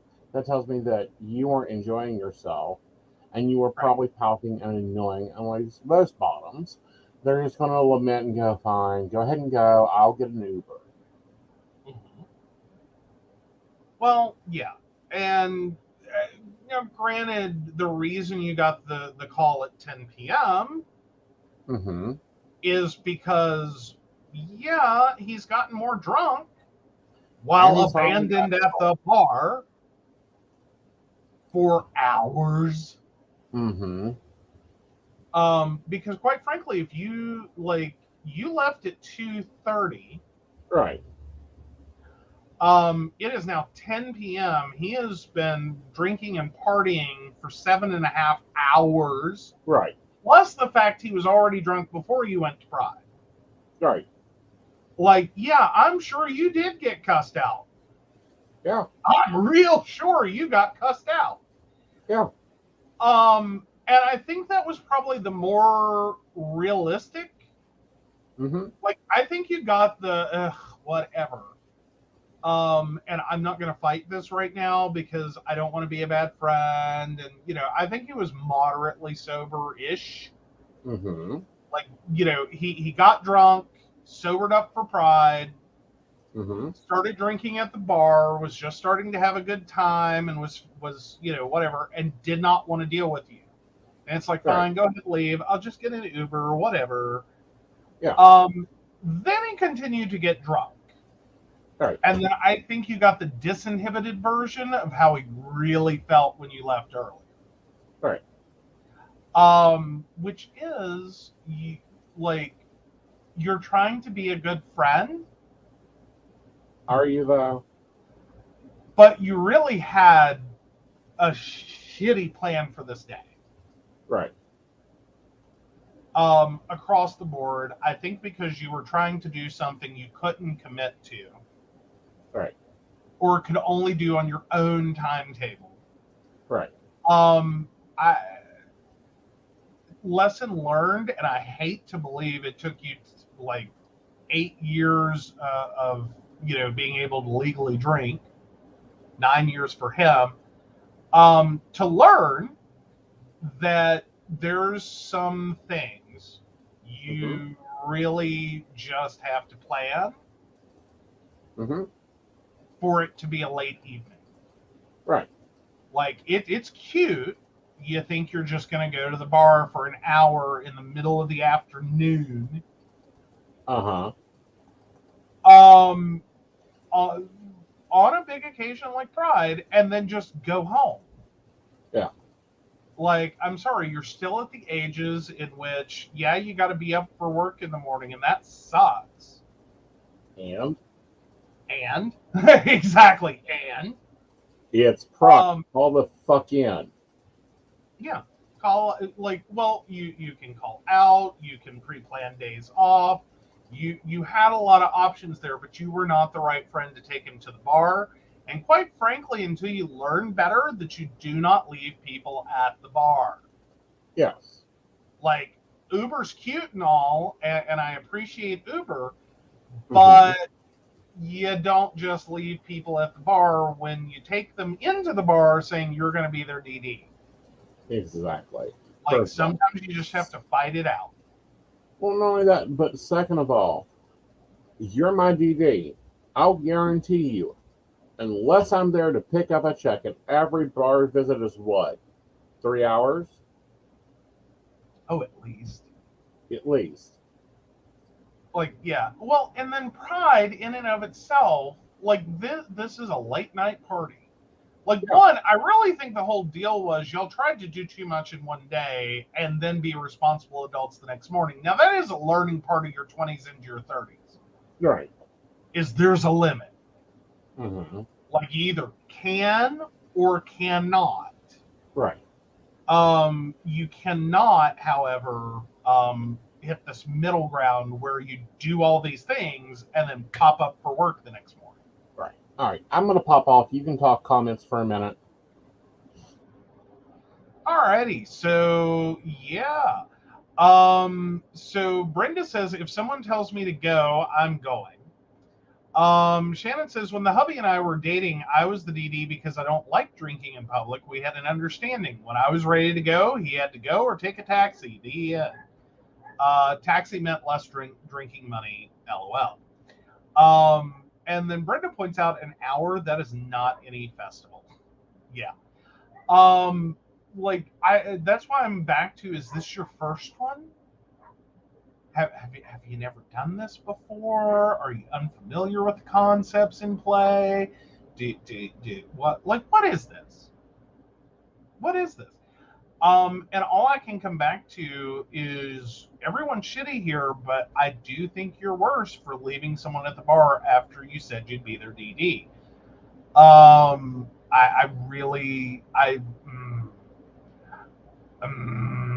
Yeah. Yeah. Well, the poll is up. Polls up. I have a refill, thank goodness. Oh, goody. Yeah. All right. So let's move into poly advice, and this is probably general advice, but let's rock it. All right, get out of my chair. There we go. I swear to God. I know. Stop taking my seat. It's not It's musical comfy. chairs. Yes, it is. Stop it. Stop Except it. when I'm playing David Savage. Is it David Savage? No. Scientology. When I'm playing Scientology musical chairs. Anyhow. Okay. All right. So, jealousy? Question mark. We hear in discussions all the time that jealousy is natural and it's something you learn to work through in polyamory. I'm dealing with a partner who is insanely jealous for the first time, and he's trying very hard to be supportive, but I can see the pain on his face as he tries to encourage me. So how do you work through jealousy with your partners? What are specific strategies you've implemented to help each other cope? I really want to stress that I can see him trying. He's never said a bad word to me about dating others, and he has another girlfriend. He's also very clearly struggling internally and cries sometimes when I go out. He tries to hide it so I don't feel bad, but I can see it. I want to be able to work through it and not have him bottle it up and feel like he just has to deal with it. We have always been polyamorous. We decided on our third date that it was what we wanted. But for a long time, I haven't seen anyone else because I didn't have the energy to invest. But with college out for the summer, all the kids away from home, and work being super slow for once, I have the energy and the time again. I think he got used to the way things were, and while I've always had the option to date, he's struggling with the transition now that I really am. He needs something to go do.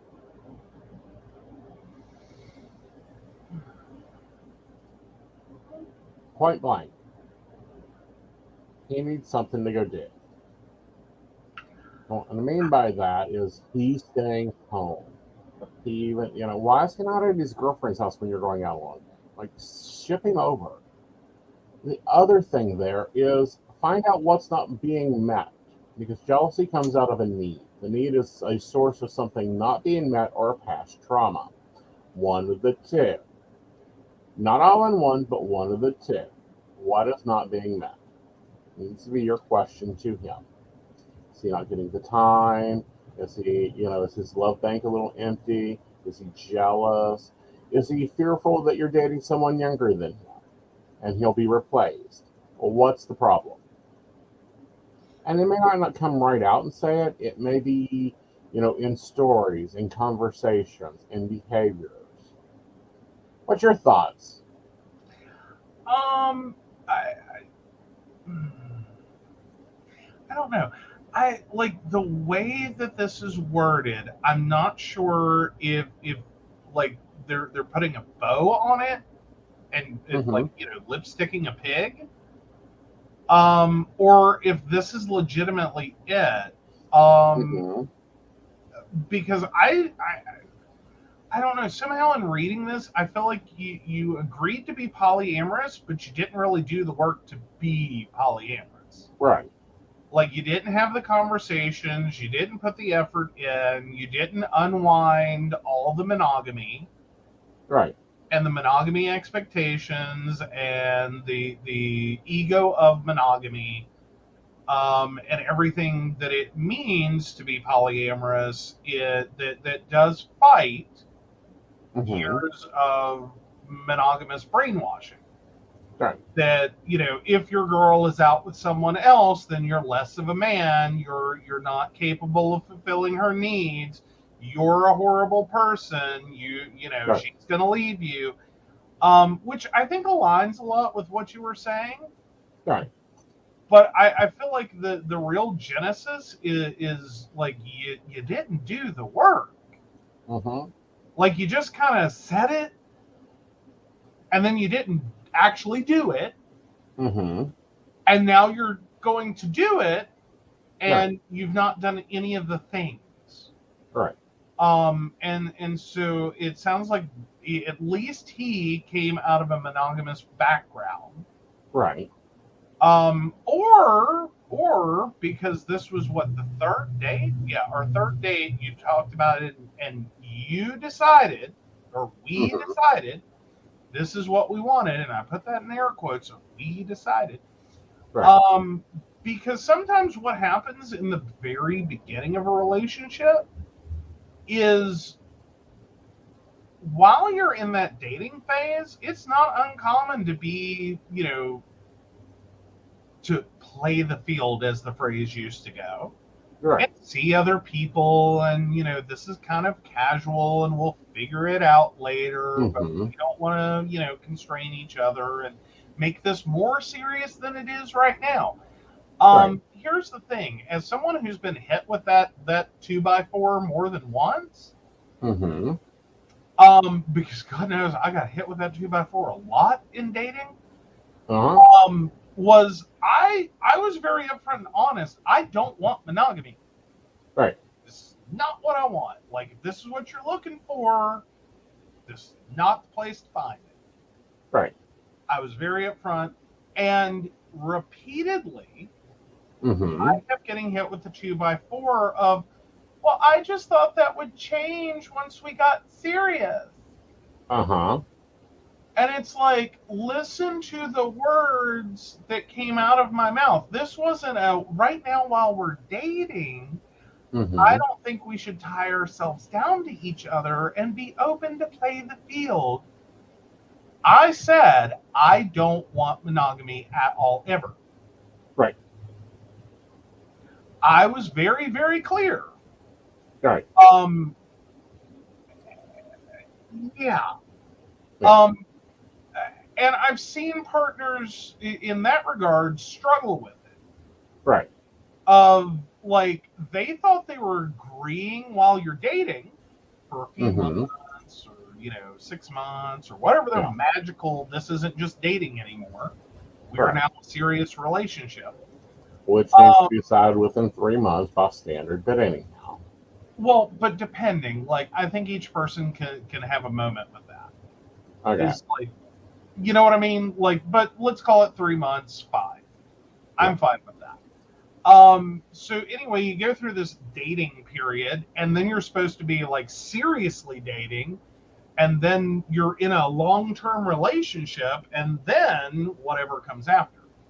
Right. And that part kind of adjusts by couple is, Sure. sometimes it's just you're forever the unmarried couple. Mhm. And Or you're waiting for legislation to actually provide you marriage. well, there you go. But fundamentally, my point being is that somehow, because of the monogamy of brainwashing, that even if you're open to the concept of like dating, like early dating polyamory, I think a lot of people think that's going to change. Yeah, and it doesn't. I think they don't really understand what you meant. Right. Because there's just this idea that really what you were talking about was like a new word for playing the field while you're early dating. Right. And then everyone's going to go monogamy. I think that might be part of the influence on this situation. Is that on one hand, he's trying to honor what he actually committed to. Right. And Joe didn't really do the work, and it wasn't much different than if you were playing the field and, again in quotes, then you went to monogamy, because that's sort of what your relationship did. Right. And granted, that was situational, but and the situation changed. Right. So I don't know that he decided on our third date that that was what he wanted. Right. I long term, your whole relationship through, I think that's what he realizes he committed to. And now he's sitting here without with none of the work done to go from a monogamous brain set to polyamory brain set. Right. And he's struggling. He's on a struggle bus. Well, but again, I think that there's a need not being met there. And this is what I mean like this. Like this week, I've really kind of zoned in on work. And, nobody's gotten time for me. Nobody. And I could understand if I look at you and say, well, I'm going out on a date tonight. And you're like, we haven't talked to each other most of the day. I mean, like other than business talk. Or, me demanding, I need you to print this. I need this ready. I need that ready. And here I am just, spiffying up and taking off after the show. I think you'd be a little bit like, do what? I think I would definitely have a moment of going, okay. Interesting. So what's your plan? For us. Yeah. In the immediate future. Yeah. Because generally speaking, I'm cool. Go do what you want to do. But yes, like even the plastic plant needs some attention. Yes. So I'm definitely going to have a moment there. I think you're right. In which I'm not necessarily going to be like, oh my God, you cannot go on this date. What the hell are you even thinking? But I'm definitely going to have a moment of like, I'm sorry, what? Yeah. You gotta, okay, you better have a plan. Yeah. Like, it better be a good one. Not involve you go out on this date, which of course I want you to go have a good time and enjoy and all that. Like, I'm not a monster. Right. Come home, and then you go right back into 20-hour days or whatever. Right. And basically go back down your hole. And we're, so to speak, hanging on by a thread because we're too busy to have a relationship. And then you're going to pop back up again and go do this again? The first one I'd probably be like, okay, and then wait and see. Right. But if that's what occurred, and then you're going to pop back out of your hole, and then you're going to go on a date with someone else, Mm-hmm. Plastic plant needs your attention. I'm going to fall off my shelf and land on your head right now. Yes. And we're going to have a conversation. Right, but that's what I'm saying. I think she may be reading it as jealousy, but it's not really jealousy.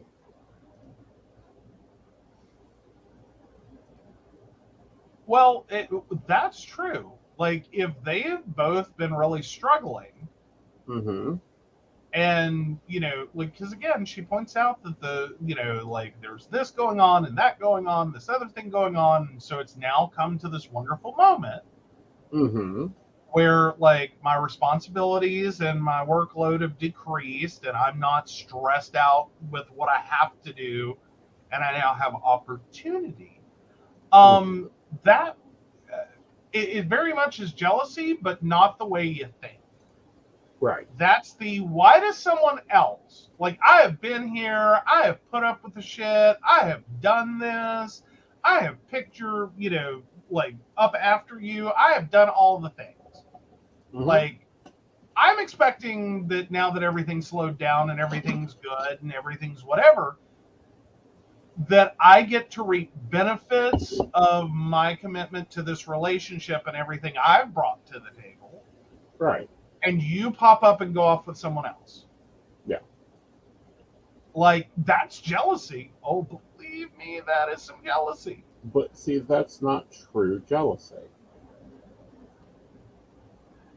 Exactly.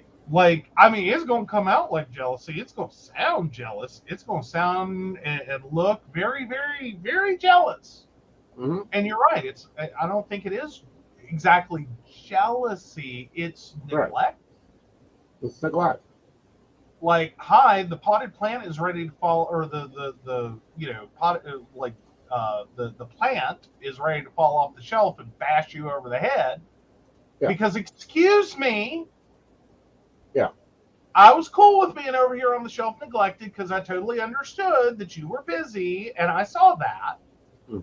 And I'm, like, you do you, boo. Like, you handle you. I'll help where I can. But now that you're not, and I also see that, I had expectations for what happens next. And you're running off to go play with other people and leave me here. Yeah. Squeeze me. Yeah. You need to make it make sense. Yeah. Like, I'm not going to sit here and just be, a curio boyfriend or a curio partner. Right. That you claim we're in a relationship, but the relationship involves you being too busy to see me. And us, barely hanging on by a thread, just so you can pop out of this tunnel you've been down and go run off and play with others while I continue doing the laundry and washing dishes and putting things away. And yeah, exactly. Shannon sums it up beautifully with this one. Joe, I don't demand a lot of attention, but give me some, damn it. Yeah. Exactly. Right. Like, I can be really accommodating for the fact, like, your life's crazy right now. I'm good over here. I'm fine. I'm totally a logical human being. I get it. But when you're not, and I see that, right, I'm going to be sitting over here going, my leaves are dusty. I haven't moved off the shelf in months. I've put up with a lot of neglect over here. I understand, you're excited and you want to go and play and be happy and do things, and I can, again, put up with one. Yeah. But by that second time you pull this stunt, I'm going to be like, excuse me? Yeah. Like, I will propel myself off this shelf to hit you in the head. Yeah. Because, excuse me. Yeah. Here's the attention I need. Yeah. And I think that that's probably what she's calling jealousy. It isn't true jealousy, but it is. It is their needs aren't being met. And I'm not talking physical. Like, I am so tired of men being equated to physical needs, emotional needs, time needs, attention needs, affection needs, conversation. Mm-hmm. Like, and again, it's not that he needs a grand gesture. No, he needs regularity. He just needs y'all to go on a date and be normal. Yeah. And do the things. Yeah. That you would have otherwise been doing, but not for the crazy chaos. Right. And the kids, and the house, and this, and that, and this, and that are now no longer there. Mm-hmm. Like, you have a break, take care of your plants. Yes. Like, because I do get the very strong feeling you're like, hitting the nail on the head there, that like he, as like much like me, not really demanding of a shit ton of attention. Like, you don't have to prop him up all day long. Right. He's not a flippin' orchid. But that doesn't mean you get to just go run off. Like, it's still a plastic plant. You still have to do things. Yeah. Like, to go do the things. And no, that's not just go have sex with him. That is, and be like, you better now? You feel better? That is like, no, seriously, invest time in your relationship, and then. Yeah. And then, instead of like throwing the fact that you've been down this rabbit hole and he's been quietly on a shelf in his face. Right. And again, this may be part of you didn't do the work for Polly. Right. And helping him know how to communicate, like, excuse you, while also not recognizing that you needed to do that. Right. Like, you needed to address the fact that your relationship took a back seat during all this. Yeah. Like, it's not, polyamory is not Pokemon, okay, guys? You don't just go collect all the partners and bring them home and sit them on a shelf. Well, no. And, you have to have managed time for all of them. And it can be complex, and, communication's highly important, but also understanding where you need to be at. Mm-hmm. I will give you a concussion on your way out the door. Yeah. Like, I'm saying, I will propel, like, Right. and I mean that metaphorically, of course. But, like, as the plastic plant on the shelf, I will propel myself off that shelf, and you will metaphorically get a concussion. Right. Because, like, oh, hell no. Right. Exactly. All right, so let's check out the poll. All right. Are you the asshole? Ooh. So here's the way. It's 50% no and 50% everyone's shitty. So with that 50-50, it's still... It's either not the asshole or everyone's shitty here. Yep. Like, and that's kind of where my brain went, is I don't think they were totally in the wrong, but I think both of them were kind of in the wrong.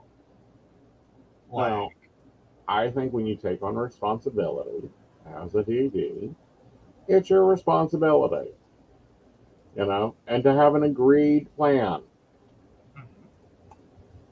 This is where we're going, this is what we're doing, this is when we expect to be back, this is when we're leaving the bar in a reasonable human amount of time. Mm-hmm. Like, make better plans, make good choices. Yes. I will say, years ago at a Pride, just kind of a quick story from my past.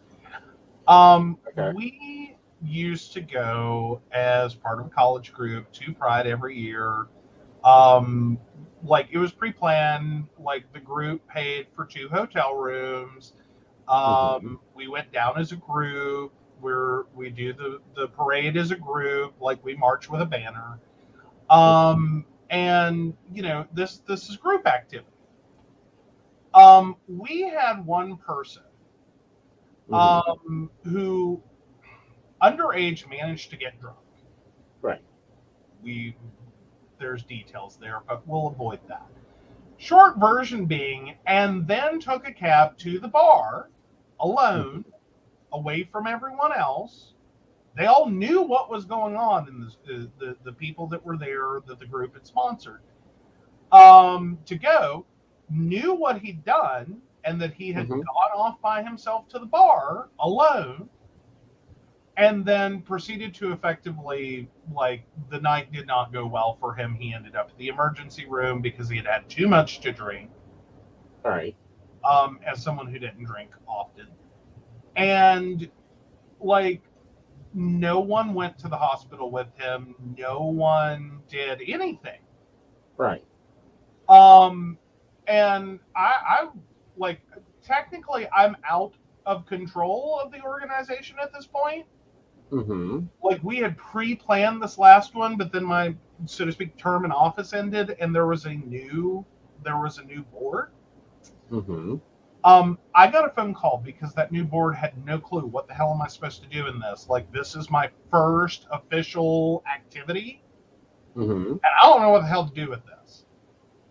And so I quickly dropped all my plans for the evening. Went over and said, you know, and on my, before I drove over, I said, you need to call everyone and tell them to get back to the hotel. Yep. Right now. Yep. If you're part of this organization, we paid for you to come here. You need to return to the hotel immediately. Right. And then we had a lovely conversation about the fact that this is a group activity. We are in a major metropolitan area at a pride event, which draws protesters and people who don't like us. It is the middle of the night. You knew he was vulnerable. Y'all are responsible for each other. Right. So if you can't do that, then y'all can stay at this hotel. That is the limit of what we're responsible for. If you don't want to do that, and you want to still go out and have fun, you do that. I'm not holding you prisoner, but you're not staying in this hotel room, and you're responsible to find your own way home. So you can either stay here, and we will take you home in the morning and pay for your accommodation,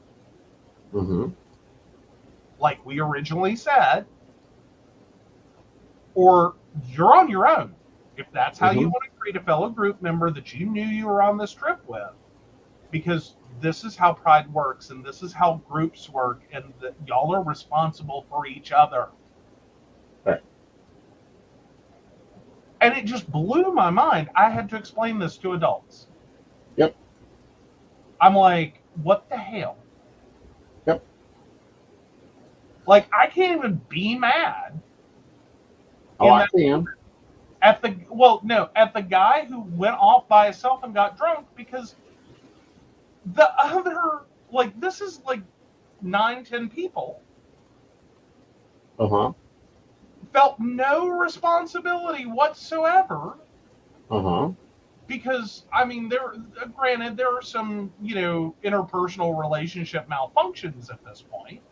All right. But I'm going, no, y'all don't get it. Like, I don't have to like him to recognize that he is a member of my community, and I have responsibility for all of us going and having a safe event. Right. Because there are worse people out there that we need to protect each other from. Why do I have to explain this to you? This is the early 2000s. Have you heard the name Matthew Shepard? Right. Because that's one of the people we brought, who was his mother, to this campus to sit here and talk to these things with you. Did you listen to nothing? Did you not understand that how he ended up had a lot to do with lack of responsibility within that community for each other, and going off alone with people that had negative intent? Right. Like, did you miss it? Right. Anyway. Right.